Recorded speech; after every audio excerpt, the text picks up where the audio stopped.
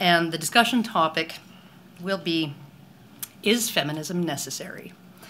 And I expect that the mere asking of that question is going to evoke more gasps of outrage and more animosity from the audience than a similar but slightly different question asked at a recent Monk debate, actually a resolution. Be it resolved, men are obsolete.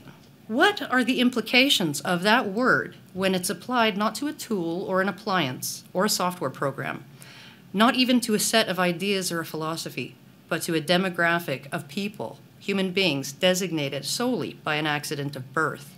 What does it say about us as people that we're totally cool with that?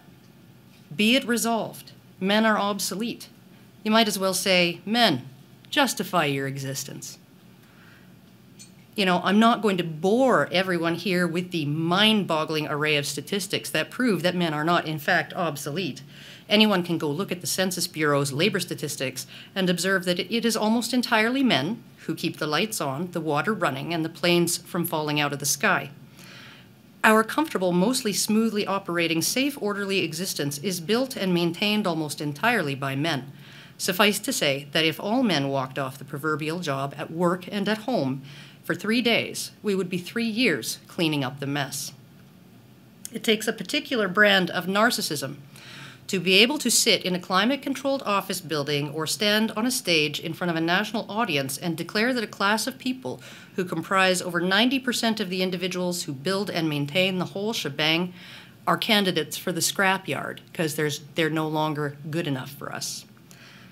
And if men are obsolete, all I can say is it's an engineered obsolescence, engineered by institutional social and legal policies that prioritize women's participation in school and at work, that prioritize their feelings and minimize any harm a woman might do, enabled by the very level of comfort, convenience, and safety provided mostly by men, which ensures most women will go through their entire lives never having to perform even once any of the types of tasks necessary to keep the food moving from farm to grocery store, or even to see that work as it's happening. Most of us are so divorced psychologically from the absolutely necessary labor of mostly men that make our lives livable. It's like we believe that box of cereal appeared on the store shelf just by magic. Women are net consumers of the product being our safe, comfortable, convenient, and plentiful society. Its manufacturers are nearly all men. Obsolete indeed. The Monk debate resolution was argued for and against by 4 women. 4 feminist women, though I'm not sure Camille Pallia's self-applied label dovetails with her dissident views, and her opening statement contained none of the condescensions of Maureen Dowd's, who likened men to an unnecessary but appreciated indulgence. I believe she compared them to ice cream.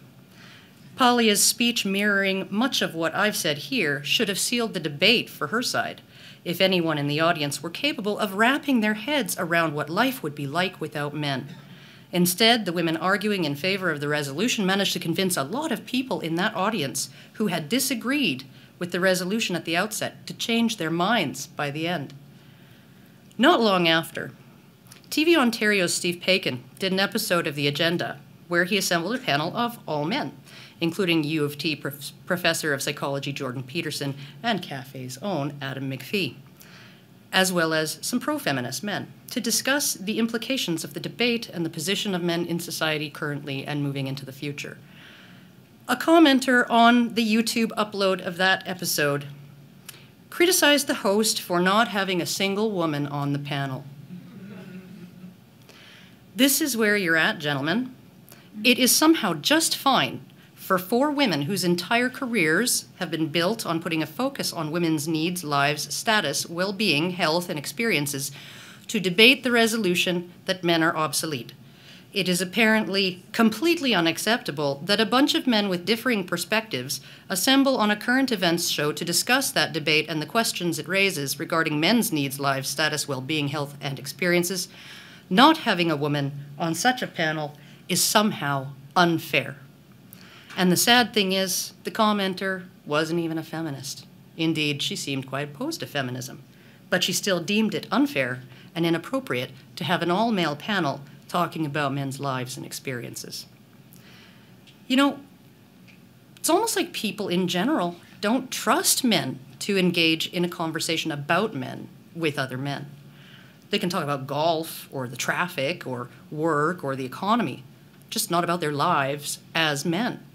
It's almost like people believe men have no right to an opinion about themselves. That men require the civilizing influence and constant monitoring of women in any such discussion so that they don't do or say anything bad or come to any inappropriate conclusions. And sometimes, as we see here at Ryerson, being a woman is not enough. You have to be the right kind of woman. Not long ago, at this university, those 2 women and 1 man applied to the Students' Union for official status, and in response, you all have heard what the Students' Union did. Their charter now implies that the very idea of men talking about their problems outside of the ideological framework of feminism is misogyny, and that any men's rights group doing so is automatically a hotbed of misogynistic thinking that promotes violence against women. Unpoliced thoughts and speech are dangerous things, don't you know, especially if they're being thought or spoken by a man. Feminism is not just the privileged voice on this topic. It demands a monopoly on it. Other voices and opinions should be gagged or shouted down. Look at the objection to this event.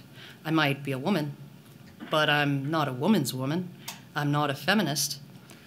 And therefore, any ideas I have about gender issues, whether they be about men and masculinity or women and femininity, are dangerous, misogynistic, and invalid. The very fact that I consider feminism a flawed and invalid model of how the world works is so offensive, it requires that the world be protected from me.